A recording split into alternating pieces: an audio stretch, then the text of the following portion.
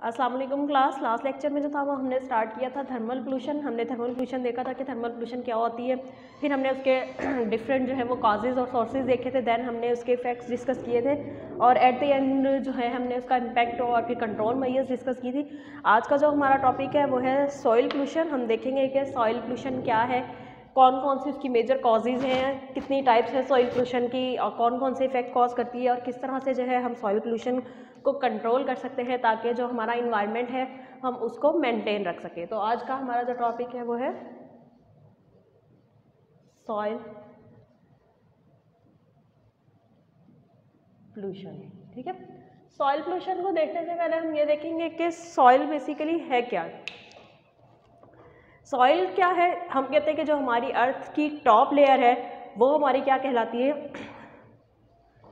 Soil कहलाती है। Soil है क्या, top layer of the earth crust को हम क्या कहते हैं, top layer of the earth crust से हम सॉइल कहते हैं। ठीक है, इसके अंदर क्या हो सकते हैं, हमारी जो सॉइल है आपको पता है कि हमारी जो मुख्तलिफ जितने भी प्लांट्स हैं वो उसके अंदर ग्रो करते हैं और उसके अंदर ग्रो करने के लिए ज़रूरी है कि हमारे अर्थ के अंदर जो है उसकी फर्टिलिटी होने, सॉइल की जो है फर्टिलिटी होना ज़रूरी है। तो हम कह सकते हैं कि जो हमारी सॉइल है उसके अंदर क्या होते हैं, डिफरेंट ऑर्गेनिक मैटर्स होते हैं, इनऑर्गेनिक मैटर्स होते हैं, वाटर की कुछ कंपोजिशन मौजूद है, air and many living organisms के जो हम फॉसिल फ्यूल्स वगैरह कहते हैं वो चीज़ें उसके अंदर मौजूद होती हैं। सॉइल क्या करती है, मुख्तलिफ जो प्लांट्स होते हैं उनको न्यूट्रिएंट प्रोवाइड करती है। Healthy soil has a valuable asset, it has been receiving more and more toxic substance. Soil basically क्या है, क्या top layer of the earth crust, earth की टॉप लेयर है। इसके अंदर क्या क्या होता है, ऑर्गेनिक मैटर है, it contain organic, inorganic matter, air की कम है, कुछ वाटर कंपोजिशन मौजूद है और क्या चीज़ें मौजूद है, कुछ जो डिफरेंट ऑर्गेनिजम्स हैं उनके जो हम कहते हैं कि अगर वो डेड हो जाते हैं, कोई प्लांट्स हैं अगर वो डेड हो जाते हैं तो उनके पार्ट जो कि डिग्रेड होकर हमारी अर्थ का पार्ट बन जाते हैं। इस तरह से क्या करते हैं कि जो सॉइल है वो क्या करती है, जितनी भी हमारी जो प्लांट्स हम ग्रो कर रहे हैं उनको न्यूट्रिएंट्स प्रोवाइड करती है। नेक्स्ट हमारे पास आ जाता है soil pollution. Soil pollution basically है क्या, जैसे कि आपको नाम से ही पता चलेगा कि सॉइल पोल्यूशन मीन्स क्या है कि जो हमारी सॉइल है अगर हम उसकी फिजिकल, केमिकल या बायोलॉजिकल कंपोजिशन के अंदर या जो उसकी फिजिकल, केमिकल या बायोलॉजिकल नेचर है अगर हम उसको चेंज करते हैं, जिसकी वजह से क्या होता है कि वो सॉइल जो है वो अनफिट हो जाती है हमारे प्लांट्स की ग्रोइंग के लिए या जितने भी हमारे लिविंग ऑर्गेनिजम्स सॉइल पे रहते हैं उनके लिए, एनिमल्स के लिए, जो या फिर जो ह्यूमंस हैं जो कि सॉइल को यूज़ कर रहे हैं अपने किसी भी पर्पज़ के लिए, चाहे प्लांट ग्रोइंग के लिए या कोई किसी और भी पर्पज़ के लिए, उनके लिए क्या करती है वो इफेक्ट करती है। तो हम कह सकते हैं कि सॉइल पोल्यूशन क्या है कि जिसके वजह से क्या होता है कि जो भी हमारी सॉइल है अगर उसके अंदर कोई फिजिकल, केमिकल या बायोलॉजिकल नेचर उसकी चेंज होती है तो हम उसे क्या कहते हैं, सॉइल पोल्यूशन कहते हैं। सॉइल पोल्यूशन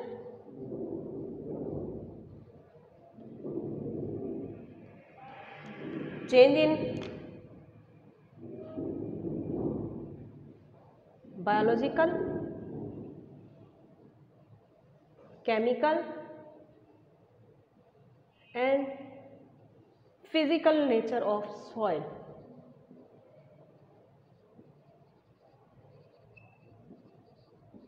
या फिर क्या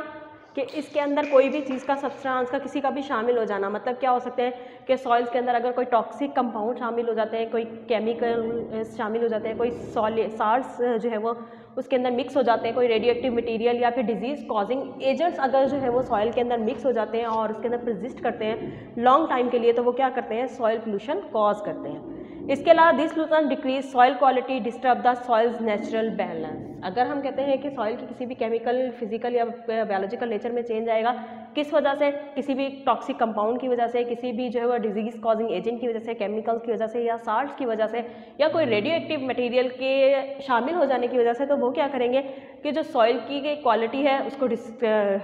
डिक्रीज करते हैं, उसको इफेक्ट करते हैं। इसके अलावा जो सॉइल के अंदर जो नेचुरल बैलेंस होता है मुख्तलिफ न्यूट्रिएंट्स का, कंपोनेंट्स का, वो उसको इफेक्ट करते हैं। इस तरह से क्या करते हैं, अगर हम कहेंगे कि हमारे सॉइल की जो है वो क्वालिटी इफेक्ट होती है तो अल्टीमेटली वो क्या करती है, जितने भी लिविंग ऑर्गेनिजम्स हैं उनको इफेक्ट करती है, क्योंकि आपको पता है कि सॉइल जो है वो सबसे ज़्यादा इंपॉर्टेंट हमारे जो मुख्तलिफ प्लांट्स हैं उनकी ग्रोथ के लिए हम सॉइल को यूज़ करते हैं। इसके अलावा बहुत सारे ऐसे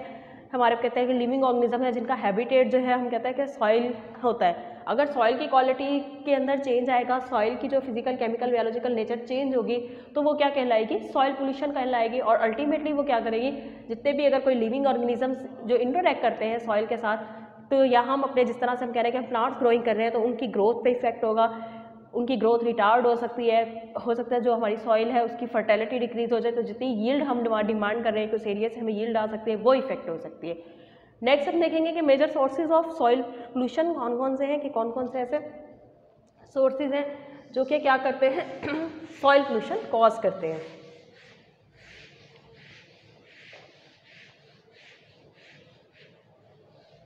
नेक्स्ट हम देखेंगे sources of soil pollution.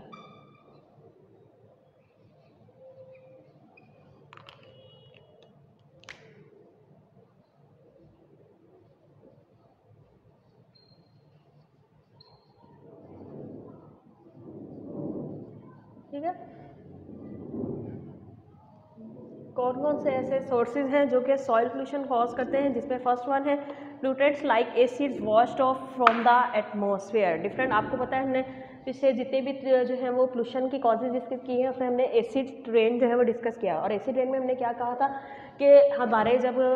Different अगर हम फ्यूल्स की कंबस्टन भी कहते हैं तो उससे हम कहते हैं नाइट्रोजन ऑक्साइड या सल्फर डाइऑक्साइड एनवायरनमेंट में जाता है। इन्वायरमेंट में मौजूद वाटर के जो भी ड्रॉपलेट्स होते हैं उनके साथ ही वाटर की जो भी मॉइस्चर के फॉर्म में वाटर मौजूद है इंटरेक्ट करके और एसिड बनाता है जो कि सल्फ्यूरिक एसिड या नाइट्रिक एसिड है, जो कि एसिड रेन के फॉर्म में जो है हमारे पास अर्थ के अंदर वापस आ जाता है। अब जब एसिड जो है वो हमारे सॉइल के अंदर आएंगे तो वो क्या करेंगे,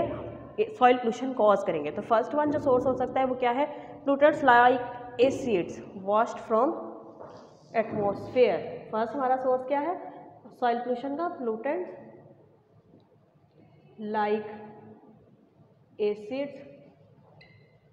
washed from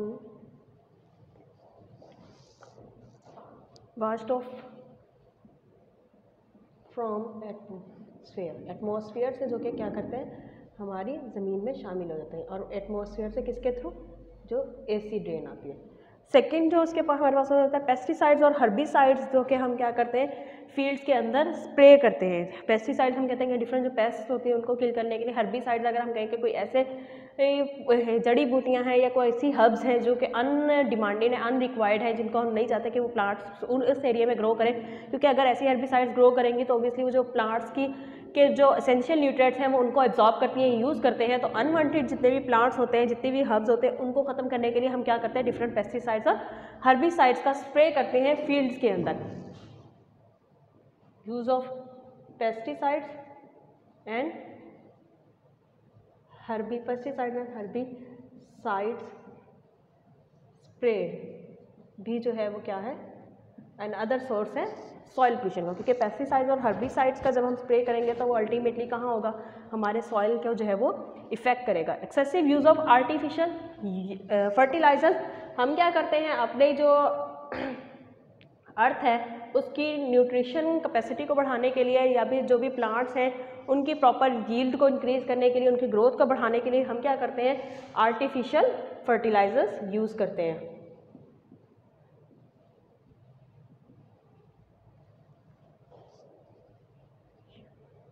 use of artificial fertilisers, ठीक है। अब क्या है फर्टिलाइजर्स के अंदर आप देखें डिफरेंट कंपोनेंट्स मौजूद हैं, लाइक यूरिया है, नाइट्रोजन है, या कोई भी ऐसा कंपोनेंट मौजूद है जो कि क्या कहते हैं हमने अपनी अर्थ की फर्टिलिटी को इंक्रीज़ करने के लिए या क्रॉप्स की जो है वो क्रॉप्स जो है उसकी ग्रोथ को इंक्रीज़ करने के लिए हमने उसको यूज़ किया है। लेकिन क्या है कि बहुत सारे कंपोनेंट ऐसे होते हैं जो कि हम क्या करते हैं परसिस्ट करते हैं लॉन्ग टाइम के लिए, और अगर जैसे हमने पेस्टिसाइड्स भी यूज़ किए हैं, हर्बिसाइड्स भी यूज़ किए हैं, तो उनमें भी केमिकल कंपोनेंट्स मौजूद है। तो हो सकता है कि आपस में रिएक्ट करके कोई ऐसा कंपोनेंट बना ले जो कि क्या हो टॉक्सिक केमिकल हो, जो कि क्या हो सकता है कि हमारे जो सॉइल है उसके अंदर पोल्यूशन कॉज कर सकता है, जो हमारी सॉइल है उसकी केमिकल नेचर को इफेक्ट कर सकता है। इस तरह से वो क्या करता है सॉइल पोल्यूशन कॉज करता है। नेक्स्ट है solid waste like garbage, trash, ash, building material, plastic bottles and cans, जो कि हम क्या करते हैं अगर हम उनकी प्रॉपर डंपिंग नहीं करते और हम उसको डायरेक्ट क्या करते हैं अपनी अर्थ के अंदर या जो हमारी सॉइल है उसके ऊपर जो है वो डंप कर देते हैं, तो उससे क्या हो सकती है सॉइल पोल्यूशन कॉज हो सकती है। क्योंकि आपको पता है बहुत सारे जितने भी हमारे गार्बेजेस होते हैं, चाहे वो हम प्लास्टिक की बात करें या रबड़ की बात कर रहे हैं, तो वो क्या होते हैं बायोडिग्रेडेबल नहीं होते, वो लॉन्ग टर्म तक जो है वो हमारी अर्थ के ऊपर अर्थ की सरफेस है उसके ऊपर परसिस्ट करते हैं और वो क्या करते हैं, सॉइल पोल्यूशन कॉज करते हैं। हमारी जो सॉइल की एक हम कहते हैं कि नेचर है, नेचुरल जो एक नेचर है उसको क्या करते हैं, वो इफेक्ट करते हैं। Solid waste like garbages, solid waste also cause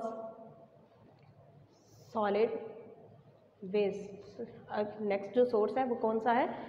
soil pollution का, सॉलिड वेस्ट। सॉलिड वेस्ट के अंदर क्या है, जितने भी गार्बेजेस हैं, चाहे ट्रैश हैं या एश जो आपने कोई भी चीज़ बर्न की है वो है, कोई भी बिल्डिंग मटेरियल लाइक सीमेंट्स वगैरह हम यूज़ करते हैं, या फिर मुख्तलिफ जो हम ईंटें हैं या कोई भी वुड हम यूज़ कर रहे हैं, कोई भी चीज़, प्लास्टिक्स है, बॉटल्स है, तो वो सॉइल पोल्यूशन कॉज करते हैं। Storage and disposal radioactive waste from the power plant, radioactive waste from the power plant is an also another radioactive waste from the power plants। ठीक है, power plants का जो radio active waste होता है, radio active आपको पता है कि हमने बताया था कि जहाँ पे रेडियो न्यूक्लियर रिएक्शंस होते हैं वहाँ पे क्या करते हैं, वो different radioactive waste materials use करते हैं जो क्या करते हैं, रेडिएशंस जो है वो इमिट करते हैं। अब वो रेडिएशंस एक तो क्या कर सकती हैं, पोल्यूशन कॉज करते हैं। इसके अलावा अगर हम कहते हैं कि हमने जहाँ पे भी हमारा रेडियो एक्टिव न्यूक्लियर रिएक्टर्स काम कर रहे हैं वहाँ पे जो हमारा रेडियो एक्टिव वेस्ट जनरेट होता है, अगर हम उसकी प्रॉपर जो है वो डिस्पोज ऑफ नहीं करते और उसको जो है हम ऐसे ही ओपन एरियाज़ पे डम्प ऑफ कर देते हैं, तो वो क्या करते हैं कि हमारी सॉइल के अंदर जो है वो पोल्यूशन कॉज करते हैं, क्योंकि रेडियो एक्टिव मटीरियल्स जो हैं वो बहुत ज़्यादा हार्मफुल होते हैं। और वो क्या करेंगे, अगर हम उनकी प्रॉपर डंपिंग नहीं करेंगे, उनको प्रॉपर मैनेज नहीं करेंगे, तो वो भी क्या करते हैं, सॉइल पोल्यूशन कॉज करते हैं। नेक्स्ट जो है वो है सीपेज फ्रॉम अ लैंडफिल, किसी भी लैंडफिल्स के से जो है वो सीपेज हो जाना,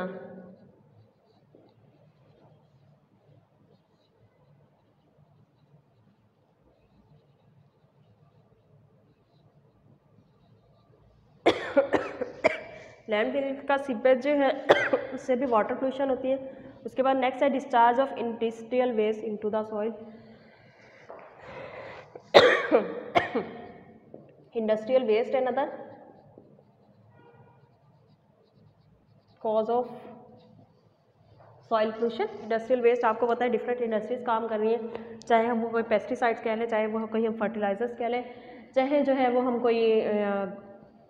डाइज की कह लें, पेंट्स की कह लें, या फिर फर्टिलाइजर्स कह लें, वीड्स की कह लें, कोई भी बहुत सारी सिंथेटिक हैं, बहुत सारी जहाँ पे फाइबर्स बन रहा है, या कोई भी चीज़ हम कह सकते हैं कि हमारे जो है वो बहुत सारी इंडस्ट्रीज रन करती है। अब जब इंडस्ट्रीज रन करती है तो एज अ रिजल्ट क्या होता है, बहुत ज़्यादा अमाउंट के अंदर वेस्ट मटेरियल जनरेट होता है, और अगर उस वेस्ट मटेरियल को हम ओपन एरियाज़ के अंदर या लैंड के ऊपर डायरेक्टली डिस्पोज कर देते हैं, तो वो क्या करता है कि हमारी जो अर्थ है उसके ऊपर जो सॉइल है उसके साथ इंटरेक्ट करके उसको किसी ना किसी लिहाज से इफेक्ट करता है, चाहे वो उसके बायोलॉजिकल नेचर को चेंज कर सकता है, चाहे वो जो है उसकी फिजिकल नेचर को चेंज कर सकता है, बायोलॉजिकल नेचर को चेंज कर सकता है, कोई ऐसे प्लूटेट्स, कोई ऐसे कंटेमिनेट्स, कोई ऐसे टॉक्सिक केमिकल्स उसके अंदर वेस्ट मटेरियल में मौजूद हो सकते हैं जो क्या कर सकते हैं, हमारी अर्थ की या जो सॉइल की जो क्वालिटी है उसको इफेक्ट कर सकते हैं। अब हम इंडस्ट्रियल वेस्ट की बात करते हैं तो इंडस्ट्रियल वेस्ट के अंदर जो है वो हर टाइप के केमिकल्स हो सकते हैं, डिफरेंट वोलेटाइल कंपाउंड्स हो सकते हैं, डिफरेंट सब्सटेंसेस हो सकते हैं, प्लूटेट्स हो सकते हैं, गैशियस मटेरियल हो सकता है, जो क्या करता है हमारी अर्थ को कंपोजिशन को चेंज करता है और as a result soil pollution cause करता है। नेक्स्ट जो है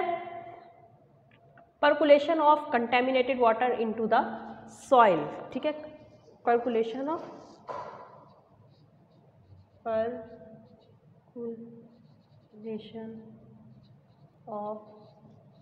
कंटेमिनेटेड वाटर। ठीक है, पर्कुलेशन ऑफ कंटेमिनेटेड वाटर का क्या है, आपको पता है हमने वाटर पोल्यूशन डिस्कस किया था तो उसमें हमने बहुत सारे वाटर पोल्यूशन के सोर्सेज देखे थे। अब अगर जो वाटर ऐसा वाटर जो कि कंटेमिनेटेड है, अगर वो अर्थ के सॉइल के किसी भी पार्ट के ऊपर परसिस्ट, अगर किसी भी जगह पे एरिया पे जो है वो रहता है पानी जो कि क्या है कंटेमिनेटेड वाटर है, तो हो सकता है जो वाटर के अंदर मुख्तलिफ कंटेमिनेट्स मौजूद है वो क्या कर सकते हैं, हमारी सॉइल के साथ इंटरेक्ट करके सॉइल पोल्यूशन कॉज कर सकते हैं। Rupture of underground storage tanks भी जो है वो सोर्स है, rupture of underground storage tank, underground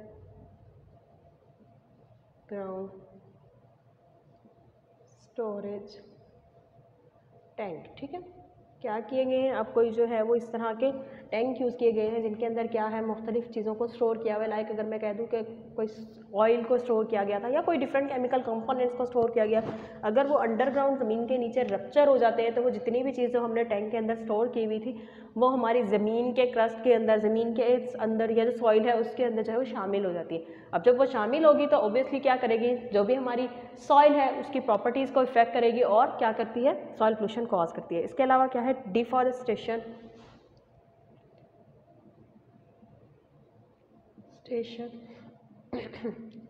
and soil erosion. ठीक है, सॉइल इरोजन हम पहले भी पढ़ चुके हैं कि हमने क्या कहा था कि जब भी अगर बारिश आती है, ज़्यादातर रेन होती है, तो उसकी वजह से क्या होता है कि जो भी हमारी अर्थ होती है उसका जो सॉइल है, ऊपर वाली जो सरफेस होती है वो समटाइम वाटर के साथ फ्लो कर जाती है और फ्लो करने की वजह से वहाँ पे क्या होता है कि जो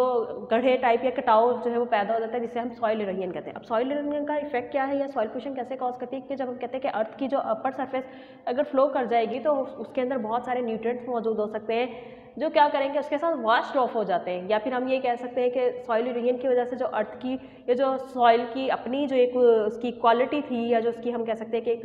एक एस्थेटिक क्वालिटी थी वो इफेक्ट होती है, तो वो सॉइल पोल्यूशन। डिफॉरेस्टेशन की वजह से भी हम इस वजह से सॉइल पोल्यूशन कहते हैं कि डिफॉरेस्टेशन अगर हम करेंगे तो एक तो उसकी वजह से सॉइल इरोजन होती है, सेकेंड हम कह सकते हैं कि सॉइल के अंदर जो मुख्तलिफ न्यूट्रिएंट्स मौजूद होते हैं जो कि सॉइल की क्वालिटी को मेनटेन करते हैं वो इफेक्ट होते हैं, तो हम उसकी वजह से कह सकते हैं कि क्या है कि अगर डिफॉरेस्टेशन होती है तो वो भी सॉइल पोल्यूशन कॉज करती है। नेक्स्ट हम देखेंगे कि मेन कौन कौन से ऐसे केमिकल्स होते हैं जो कि क्या करते हैं, सॉइल पोल्यूशन कॉज करते हैं। मोस्टली कॉमनली जो है वो जो कि मौजूद होते हैं, मोस्ट कॉमन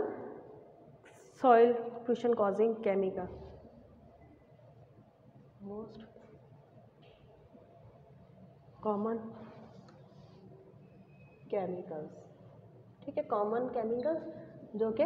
क्या करते हैं, सॉइल पोल्यूशन कॉज करते हैं, जिसमें डिफरेंट पेट्रोलियम हाइड्रोकार्बन है, पेट्रोलियम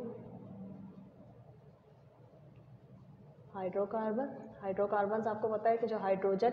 और कार्बन से मिलकर कंपाउंड बनते हैं उनको हम हाइड्रोकार्बन्स कहते हैं। ठीक है, जैसे कि अगर हम इथेन की बात करें, मीथेन की बात करें, बेंजीन की, ऑक्टेन की, नॉनेन की, तो ये पेट्रोलियम फ्रैक्शंस भी होती है क्योंकि पेट्रोलियम जो है वो हाइड्रोकार्बन से मिलकर बना हुआ है। और आपको पता है कि पेट्रोलियम जो है वो अर्थ के अंडरग्राउंड, मतलब अर्थ के अंडरग्राउंड से जो है वो पेट्रोलियम को एक्सट्रैक्ट करते हैं और उसके बाद उसको प्योरीफाइड करके देन उसको जो है वो यूटिलाइज किया जाता है। तो उससे क्या हो सकता है कि हम कह सकते हैं कि पेट्रोलियम हाइड्रोकार्बन्स, अगर कोई ऐसी हाइड्रोकार्बन्स है जो कि अगर हमारी सॉइल के अंदर मिक्स हो गई हैं तो वो क्या कर सकती हैं, सॉइल पोल्यूशन कॉज करती हैं। हैवी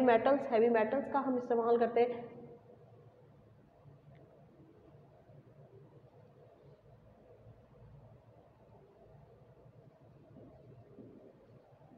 लेड है, कैडमियम है, ये सारी चीज़ें जो है वो क्या करती हैं, सॉइल पोल्यूशन कॉज करते हैं। पेस्टिसाइड्स के अंदर लार्ज वैरायटी ऑफ केमिकल्स मौजूद होते हैं जो कि क्या है, कॉज करते हैं। और इसके अलावा सॉल्वेंट्स कौन से हो सकते हैं जो कि हम कहते हैं कि मुख्तलिफ चीज़ों की या मुख्तलिफ कंपोजिशन को प्रिपेयर करने के लिए इस्तेमाल, अगर हम पेस्टिसाइड भी प्रिपेयर कर रहे हैं या फिर हम पेट्रोलियम की एक्सट्रैक्शन कर रहे हैं, पेट्रोलियम हाइड्रोकार्बन एक्सट्रैक्ट कर रहे हैं, या फिर हम हैवी मेटल्स को क्या किसी के साथ इंटरेक्शन करवा रहे हैं, या फिर हम क्या कर रहे हैं, कोई डिफरेंट डिटर्जेंट्स बना रहे हैं, कोई क्लीनिंग एजेंट्स बना रहे हैं, डाइज बन रहे हैं या पेंट्स बन रहे हैं, तो डिफरेंट टाइप्स के सॉल्वेंट्स जो है वो यूटिलाइज़ किए जाते हैं, जो कि हम क्या कहते हैं कि अगर हमें से कुछ भी कंपोजिशन जो है जो वेस्ट मटेरियल के तौर पर जनरेट होती है, अगर वो सॉइल के अंदर जो है वो हम डंप्ड ऑफ करते हैं तो वो सॉइल पोल्यूशन कॉज करते हैं। तो ये मुख्तलिफ ये मोस्ट कॉमन केमिकल्स हैं जिसमें हम कह सकते हैं कि पेट्रोलियम हाइड्रोकार्बन्स मोस्ट कॉमनली हो सकती हैं, हैवी मेटल्स हो सकती हैं, पेस्टिसाइड्स के अंदर भी बहुत सारी हैवी मेटल्स जो है वो यूज़ की जा सकती हैं, सॉल्वेंट्स होते हैं जो क्या करते हैं, सॉइल पोल्यूशन कॉज करते हैं। नेक्स्ट हम देखेंगे टाइप्स ऑफ सॉइल पोल्यूशन की कितनी टाइप्स हैं और वो किस तरह से इफेक्ट करती है।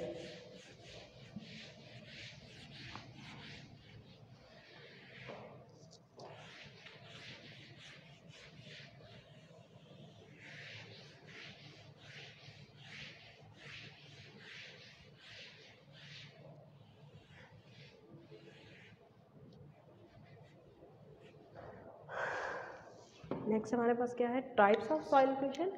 3 टाइप्स है सॉइल पोल्यूशन की। फर्स्ट वन जो सॉइल पोल्यूशन है वो है agricultural soil pollution. Agricultural soil pollution हम देखते हैं कि किस तरह से इफेक्ट करती है। फर्स्ट है हमारे पास एग्रीकल्चरल सॉइल पोल्यूशन, ठीक है। एग्रीकल्चरल सॉइल पोल्यूशन कि अगर मैं मेन रीज़न बताऊं कि किस वजह से होती है, तो आपको पता है कि अगर हमारे पास जो फसलें जो भी हम उगा रहे हैं, क्रॉप्स जो भी हैं, उनके ऊपर क्या हो सकते हैं कि मुख्तलिफ इंसेक्ट्स आ सकते हैं, फंजाई, बैक्टीरिया, वायरसेस या ऐसे रोडेंट्स जो है वो ग्रो कर सकते हैं या अटैक कर सकते हैं, जो कि क्या करते हैं, एक तो हमारे जो अगर एनिमल्स उस एरियाज़ में रह रहे हैं, या फिर हम कहते हैं कि जो हमारी क्रॉप्स हैं वो उनको इफ़ेक्ट करते हैं, ठीक है। इसी तरह से क्या हो सकता है, मुख्तलिफ जो है वो पेस्टिसाइड्स या फिर हर्बिसाइड्स की जो है वो पॉपुलेशन वहाँ पे डेवलप हो सकती है जो कि अनवांटेड है। तो उसको ख़त्म करने के लिए हम क्या कर सकते हैं कि हम उनके ऊपर डिफरेंट पेस्टिसाइड्स का यूज़ करते हैं, या फिर हम क्या करते हैं डिफरेंट जो है वो पेस्टिसाइड्स या फिर अगर हमने जो है वो न्यूट्रिएंट्स की जो भी कमी है उसको हमने पूरा करना है, बिल्डअप करना है, तो उसके लिए हम फर्टिलाइजर्स यूज़ करेंगे। वीड्स को ख़त्म करने के लिए हम क्या करते हैं, डिफरेंट स्प्रेज करते हैं, या जो अनवांटेड हर्बिसाइड्स होते हैं या अनवांटेड प्लांट्स होते हैं, या उनको हम ख़त्म करने के लिए हम क्या करते हैं कि डिफरेंट केमिकल्स का इस्तेमाल करते हैं, ताकि हम क्या कर सकें, हम उनको ख़त्म करके अपनी क्रॉप की जो प्रोडक्शन है या जो हमारी सॉइल है जो सॉइल की न्यूट्रिएंट लेवल को इफेक्ट कर सकते हैं, हम उनको ख़त्म करने के लिए इन सारी चीज़ों को यूज़ करते हैं। अब इनको हम अगर इस्तेमाल करेंगे तो उससे क्या होगा, एग्रीकल्चरल सॉइल पोल्यूशन की वजह से कौन कौन से, तो ये जब हमने केमिकल्स किए तो ये क्या करेंगे, अल्टीमेटली इनका कोई ना कोई इफेक्ट होगा, ठीक है। वो इफेक्ट कौन कौन सकते हैं, तो एग्रीकल्चरल सॉइल पोल्यूशन की वजह से जो इफेक्ट आता है वो क्या फर्स्ट आएगा, reduce soil fertility, reduced soil fertility। अगर तो हमारे सॉइल की जो है वो फर्टिलिटी ख़त्म हो जाती है पेस्ट के इस्तेमाल की वजह से, या फिर हम कह रहे हैं कि कोई सॉइल इरोजन हुई है, या फिर हमने कहा कि वहाँ पे बहुत ज़्यादा ऐसे अनवांटेड जो है वो हर्बिसाइड्स ग्रो करती हैं या वीड्स ग्रो करती है जो कि रिक्वायर्ड नहीं है, लेकिन वो क्या करती है, सॉइल की जो है वो एसेंशियल न्यूट्रिएंट्स जो है वो उनको यूटिलाइज कर लेती है। तो उससे क्या होगी, हमारी जो सॉइल है उसकी फर्टिलिटी डिक्रीज हो जाती है। जब फर्टिलिटी कम हो जाएगी तो वो अल्टीमेटली क्या करेगी, एक तो सॉइल पोल्यूशन कॉज हो रही है, इसके साथ साथ क्या होगा कि जो हमारे क्रॉप्स है उसकी यील्ड को वो इफेक्ट करती है, कि जितनी हमारी एक यील्ड आनी चाहिए थी क्रॉप्स को, उतनी जो है वो क्रॉप्स की यील्ड नहीं आती। इसके अलावा हम कह सकते हैं कि अगर हम सॉइल की फर्टिलिटी इफेक्ट होगी तो जो हम फसलें या जो भी हम कह रहे हैं कि हमारा जो भी सॉइल है उसकी जो कंपोजिशन है, केमिकल के लिहाज से कहें या फिजिकल के लिहाज से कहें, वो चेंज होगी, तो उसकी वजह से क्या हो सकती है, सॉइल पोल्यूशन कॉज हो सकती है। इसके अलावा अगर हम कहते हैं कि अगर हम वेजिटेशन उस एरिया में बार बार वेजिटेशन कर रहे हैं, तो एक टाइम ऐसा आएगा कि जब वहाँ पे वो एसेंशियल न्यूट्रिएंट्स मौजूद नहीं होंगे जो कि क्रॉप्स को ग्रो करने के लिए रिक्वायर्ड होते हैं, तो उसको भी हम क्या कह सकते हैं, हम कहेंगे कि हमारे जो सॉइल है उसकी एक जो क्वालिटी थी वो मेंटेन नहीं रही, या उस सॉइल की क्वालिटी उस लेवल की नहीं है, तो उसको भी हम जो है वो सॉइल पोल्यूशन कंसीडर करते हैं। नेक्स्ट आता है रिड्यूस नाइट्रोजन फिक्सेशन।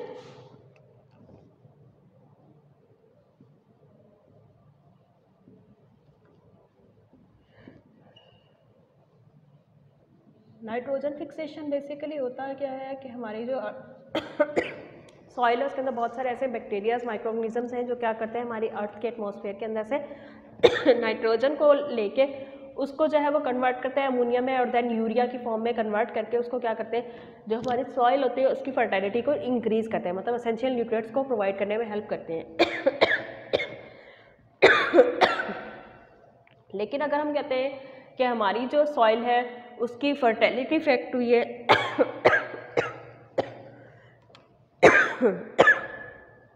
ठीक है, अगर हम कहते हैं कि उसकी फर्टिलिटी इफेक्ट हुई है, उसके अंदर जो है वो उसके वो कंपोनेंट्स सॉइल की जो है वो इफेक्टिव सॉइल की जो क्वालिटी अगर वो इफेक्ट हुई है, तो उसके अंदर जो नाइट्रोजन फिक्सेशन बैक्टीरियाज मौजूद थे, या कुछ प्लांट्स भी ऐसे होते हैं जिनके अंदर ये कैपेसिटी होती है कि नाइट्रोजन फिक्सेशन कर सकते हैं, अगर वो जो है वो इफेक्ट होंगे तो हम कह सकते हैं कि नाइट्रोजन फिक्सेशन जो है वो रिड्यूस हो जाएगी। नाइट्रोजन फिक्सेशन रिड्यूस होगी तो उसकी वजह से क्या होगा, जो हमारी सॉइल है जिसके अंदर नाइट्रोजन रिक्वायर्ड होता है, या फिर हम ये कहते हैं कि यूरिया रिक्वायर्ड है for the growth of plants, तो ये सारे न्यूट्रिएंट्स की कमी होती है। तो जिससे हम कह सकते हैं कि सॉइल पोल्यूशन, नाइट्रोजन फिक्सेशन है क्या, कि नाइट्रोजन को एटमॉस्फेयर से एब्जॉर्ब करके उसको क्या करना, मुख्तलिफ नाइट्रेट्स की फॉर्म में, या फिर हम ये कहेंगे यूरिया की फॉर्म में कन्वर्ट करना, ताकि अर्थ की जो है वो फर्टिलिटी को मेंटेन रख सके। तो ये काम जो है वो डिफरेंट बैक्टीरिया, माइक्रो ऑर्गेनिजम्स करते हैं जो कि सॉइल के अंदर रहते हैं। अगर हमारी सॉइल पोल्यूशन होगी तो अल्टीमेटली हमारे जो भी माइक्रो ऑर्गेनिज्म जो नाइट्रोजन फिक्सेशन का अमल करते हैं वो इफेक्ट होंगे, और अगर वो इफेक्ट होंगे तो नाइट्रोजन फिक्सेशन रिड्यूस होगी, जिससे हम क्या कह सकते हैं कि हमारे प्लांट्स के ऊपर या क्रॉप्स जो भी हम ग्रो कर रहे हैं वो इफेक्ट होंगे। Larger loss of soil and nutrients, soil pollution होगी एग्रीकल्चर, तो larger loss of soil and nutrients, ठीक है। न्यूट्रिएंट्स और सॉइल जो है वो ज़्यादा लॉस्ट हो सकती है। लाइक अगर हम कह रहे हैं कि एग्रीकल्चरल इफेक्ट्स की वजह से क्या हो सकता है, हमने पेस्टिसाइड या ये चीज़ें यूज़ किया था, जो हमारी सॉइल की अर्थ सरफेस, जो हमारी अर्थ की सरफेस है जिसको हम सॉइल कह रहे हैं, हो सकता है वो इफेक्ट हो या उसके जितने भी न्यूट्रिएंट्स हैं वो वॉश्ड ऑफ हो जाए और हमारी जो है वो वो एरिया या वो लैंड जो है वो इस यूज़ के लिए जो है वो सूटेबल ना रहे। Deposition of silts in tanks and reservoir reduced crop yield. Silts और रेजरवायर्स के अंदर जो है वो मुख्तलिफ सील्ड्स या फिर हम कह सकते हैं कि टैंक्स और रेजरवायर के अंदर सील्ड्स जो है वो जमा हो सकता है। सील्ड बेसिकली क्या हो सकता है, जिसको हम कह सकते हैं कि सॉइल का जो अपर सरफेस होती है अगर वो फ्लोट कर जाती है, फ्लो करके क्या चली जाती है किसी भी टैंक्स के अंदर, या फिर जहाँ पे हम कह रहे हैं कि बिजली जनरेट की जाती है तो वहाँ पे डिफरेंट डैम्स बनाए जाते हैं जहाँ पे वाटर को स्टोर करते हैं। अगर सॉइल जो है वो फ्लो करके उन टैंक्स के अंदर या रिजर्वायर्स के अंदर चली जाती है तो वो वहाँ पे क्या करती है, डिपॉजिट हो जाएगी, जिसकी वजह से वो सील्ड्स और जो रेजरवायर या टैंक है तो उनकी कैपेसिटी को रिड्यूस कर देती है, उनकी जो स्टोरेज कैपेसिटी होती है उसको रिड्यूस कर देती है। सेकेंड ये कि जिस एरिया से हम कह रहे हैं कि वो सॉइल जो है वो रिमूव हो गई है तो ऑब्वियसली उस एरिया की या उस लैंड की जो है वो फर्टिलिटी इफेक्ट होती है। रिड्यूस क्रॉप यील्ड सबसे इंपॉर्टेंट, क्रॉप यील्ड मुख्तलिफ क्रॉप की जो है वो यील्ड इफेक्ट होगी, क्योंकि जब न्यूट्रिएंट्स नहीं है, नाइट्रोजन फिक्सेशन नहीं हो रही, जो सॉइल रिक्वायर्ड थी जिसके अंदर न्यूट्रिएंट्स मौजूद थे वो वॉश्ड ऑफ हो गई है, तो हमारा क्या हो सकता है, अल्टीमेटली क्रॉप्स की जो यील्ड है रिक्वायर्ड होती है वो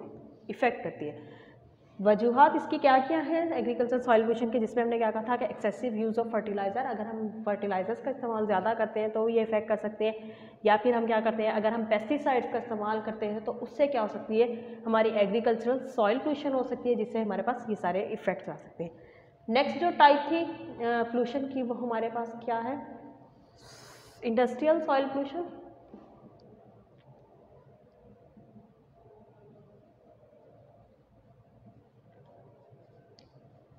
इंडस्ट्रियल सॉइल पोल्यूशन क्या होती है, जैसे आपको नाम से ही पता चल रहा है कि डिफरेंट लार्ज क्वांटिटी के अंदर सॉलिड वेस्ट या फिर अनयूज या रिजेक्टेड जो केमिकल्स होते हैं, जैसे स्लज हो सकता है, प्रेस मड हो सकता है, साडस्ट हो सकता है, साडस्ट मतलब ये जो लकड़ी का बारूदा वगैरह ये होता है, बॉटल्स हो सकते हैं, प्लास्टिक मटेरियल्स हो सकता है, या फिर unwanted industrial waste generated during manufacturing process are dumping over on the surface of soil. Normally these materials have been dumped around the factory sites or around the entire city. ठीक है, आपको पता है कि हमारी इंडस्ट्रियल, मैंने आपको बताया था कि बहुत सारी इंडस्ट्रीज रन कर रही हैं जो क्या करती हैं, बहुत ज़्यादा लार्ज अमाउंट के अंदर वेस्ट मटेरियल जनरेट करते हैं, जिसमें कोई स्लज हो सकता है, प्रेस मड हो सकता है, साडस्ट हो सकते हैं, प्लास्टिक बॉटल्स हो सकती हैं, कोई प्लास्टिक के रबर्स के या जो भी मटेरियल हो सकता है, या फिर कोई भी केमिकल वेस्ट मटेरियल हो सकता है, जिसको वो क्या करती हैं, या मैन्युफैक्चरिंग के प्रोसेस के दौरान, लाइक अगर कोई फूड प्रोडक्ट बन रहा है, अगर कोई केमिकल्स पेस्टिसाइड्स बन रही है, अगर कोई फर्टिलाइजर्स बन रही है, अगर कोई फार्मास्यूटिकल्स बन रही है, डाइस बन रहे हैं या पेंट्स बन रहे हैं या वट एवर कोई भी चीज़ बन रही है, तो उसके रिजल्ट में बहुत सारा वेस्ट मटेरियल जनरेट होता है, जिसको क्या करते हैं कि डायरेक्टली जो है फैक्ट्री के जितने भी साइट एरियाज होते हैं वहाँ पे डंप ऑफ कर देते हैं, और उससे क्या होता है, क्योंकि वो इंडस्ट्रियल वेस्ट की वजह से जनरेट होता है तो वो क्या करता है, वेस्ट मटेरियल कोई ना कोई पोल्यूशन कॉज करता है, तो उसीलिए उसको हम क्या कहते हैं, इंडस्ट्रियल सॉइल पोल्यूशन कहते हैं। और इस इंडस्ट्रियल सॉइल पोल्यूशन के कुछ इफेक्ट्स होते हैं जो कि कौन कौन से हैं वो हम देखते हैं। डेंजरस केमिकल एंट्रिंग, अंडरग्राउंड के अंदर बहुत सारे क्या हो सकते हैं, वेस्ट मटेरियल शामिल हो सकते हैं। केमिकल्स एंट्रिंग ग्राउंड वाटर जो भी हमारा है उसके अंदर केमिकल्स शामिल हो सकते हैं, केमिकल्स अंडरग्राउंड वाटर, सॉरी ठीक है, क्योंकि ग्राउंड वाटर पे तो होना ही है, अंडरग्राउंड वाटर के अंदर भी शामिल होंगे, तो ऑब्वियसली हमारे जो अर्थ की जो अंदर का एरिया है उसके साथ इंटरेक्ट करते हैं, उसको इफेक्ट करते हैं। इकोलॉजिकली इम्बैलेंस क्रिएट करते हैं। हमें पता है कि इकोलॉजी इकोसिस्टम हमारा क्या होता है ठीक है, अगर मुख्तलिफ गैसेज रिलीज़ हो रही हैं या मुख्तलिफ कंपोनेंट्स ऐसे हैं जो कि सॉइल के अंदर इंक्लूड हो रहे हैं, तो क्या है कि बहुत सारे इकोसिस्टम्स होते हैं जिनके अंदर डिफरेंट एनिमल्स रहते हैं, डिफरेंट लिविंग ऑर्गेनिजम्स रहते हैं जो कि एक दूसरे के साथ इंटरेक्ट करते हैं। तो अगर हम कहते हैं कि कोई भी पोल्यूशन कॉज होती है तो वो ओब्वियसली एक पूरी फूड चेन को, एक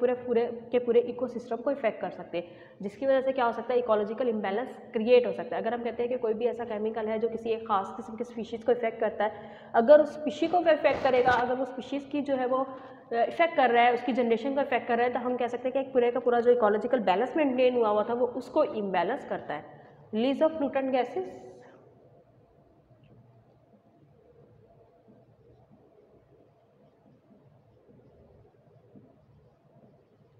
फ्लूटेंट गैसेस बहुत ज़्यादा रिलीज करता है, जो हम कह सकते हैं कि सॉइल पोल्यूशन के अंदर भी इंक्लूड हो सकते हैं। इसके अलावा वाटर बॉडीज़ को या फिर एयर को भी जो है वो इफेक्ट कर सकते हैं। Increased salinity,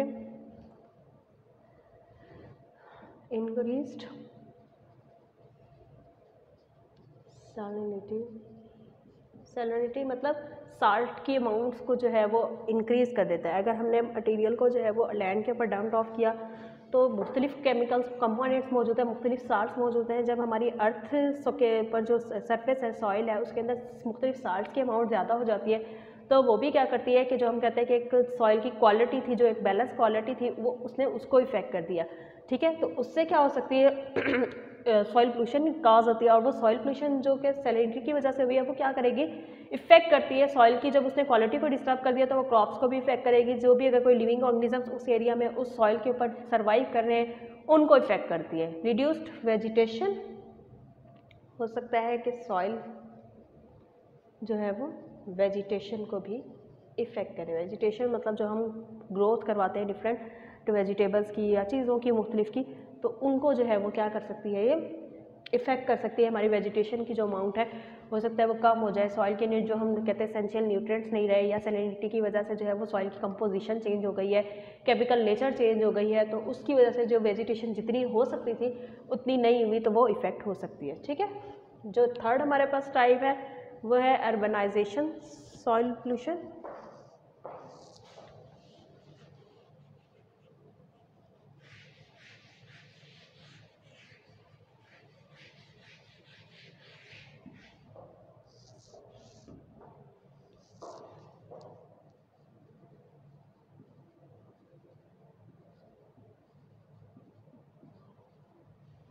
urbanisation soil pollution क्या होता है, अर्बन एक्टिविटीज़ जनरेट। अर्बनाइजेशन का मतलब आपको जैसे पता है कि अर्बन एरियाज़ का ज़्यादा जैसे जैसे पॉपुलेशन बढ़ रही है, तो उसकी वजह से क्या है कि बहुत सारे लोगों का जो है ना वो अर्बन एरियाज़ की तरफ रुझान ज़्यादा है, जिससे हम क्या कह सकते हैं कि अर्बनाइजेशन जो है वो बढ़ रही है। और अर्बनाइजेशन बढ़ती है तो वो क्या करती है, सॉइल पोल्यूशन कॉज करती है। किस तरह से, urban activities generate large quantity of city waste including several non-biodegradable materials such as plastic bags, plastic bottles, plastic waste, glass bottles, glass pieces, stones,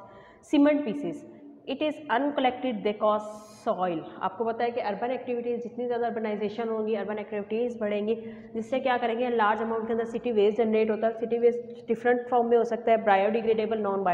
biodegradable कौन सा होता है, जो हम कहते हैं कि खुद ब खुद वक्त के साथ साथ जो है वो डीकम्पोज हो जाता है। लेकिन नॉन बायोडिग्रेडेबल मटेरियल जैसे कि प्लास्टिक की बॉटल्स हैं या ग्लास की बॉटल्स हैं, प्लास्टिक के बैग्स हैं, या फिर हमारे पास ग्लास की बॉटल, ग्लास के पीसीज हैं, या कोई भी चीज़ें हैं जो ऐसी जो प्लास्टिक या रबड़ की बनी हुई है, जो कि डीकम्पोज नहीं होती, तो वो जब अर्थ पे या सॉइल पे लंबे अरसे के तक रहती हैं, तो वो क्या करती हैं, सॉइल पोल्यूशन कॉज करती हैं। The emission of toxic and foul gases from landfills pollutes the environment and cause serious effects on health of some people. The unpleasant smell cause inconvenience to other people. इसी तरह से क्या होती है, foul gases from landfills. जो landfills होती हैं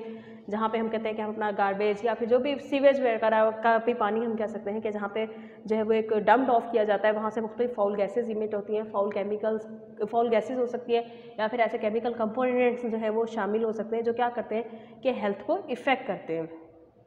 कौन कौन से अर्बनाइजेशन सॉइल पोल्यूशन की वजह से इफेक्ट होते हैं, pollution of drinking water sources हो सकता है।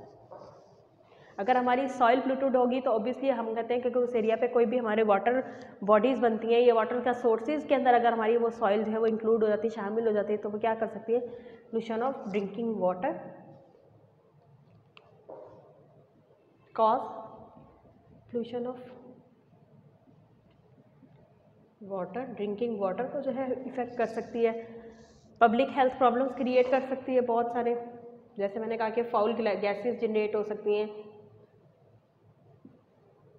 और अगर हमारी सॉइल के अंदर मौजूद है कोई भी ऐसा केमिकल कंपोनेंट जो कि प्लांट्स के अंदर, क्रॉप्स के अंदर शामिल हो सकता है, अल्टीमेटली वो क्या कर सकता है, हमें जो है वो इफेक्ट हो सकता है। क्लॉगिंग ऑफ ड्रेन्स, जो जितने भी ड्रेन्स एरिया हैं, अगर उनके अंदर जो है वो मट्टी कलेक्ट हो जाती है, क्लॉगिंग ऑफ ड्रेन्स, तो ड्रेन्स को जो है वो क्लॉग कर सकती है। वेस्ट मैनेजमेंट प्रॉब्लम कॉज करता है urbanisation.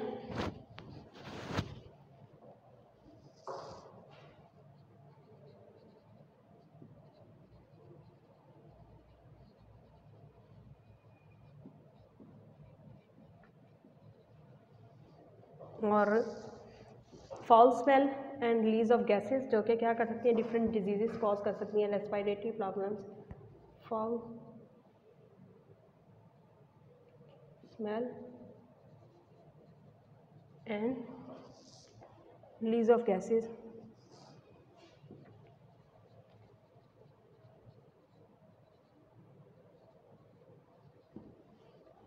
Spread out disease by pathogenic organisms, different pathogenic organisms की वजह से डिजीज़ जो है वो फैल सकते हैं।